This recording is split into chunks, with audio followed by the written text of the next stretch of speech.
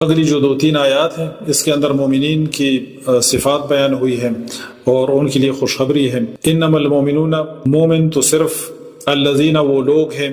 اذا ذکر اللہ، جب ذکر کیا جائے اللہ کا، وجلت، تو ڈر جاتے ہیں، قلوبہم، ان کے دل، واذا تلیت، اور جب تلاوت کی جاتی ہے، علیہم، ان پر، آیاتہ،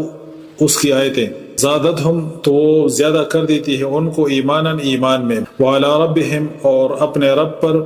یتوکلون، وہ توکل کرتے ہیں۔ اللہ فرماتے ہیں کہ مومن تو ایسے لوگ ہیں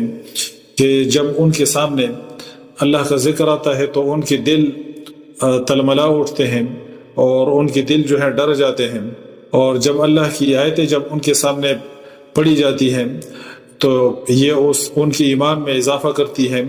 اور وہ اپنے رب پر بھروسہ کرتے ہیں۔ الذین، وہ لوگ،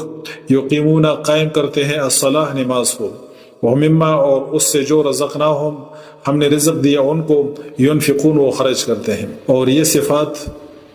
بیان ہوئی مومنین کی کہ وہ نماز کو قائم کرتے ہیں اور اللہ نے جو رزق ان کو دیا ہے اس میں سے وہ خرچ کرتے ہیں۔ اولئک هم المؤمنون حقا،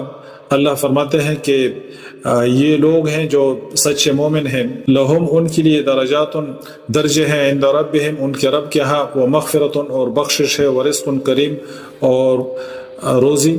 عزت والی، باعزت رزق۔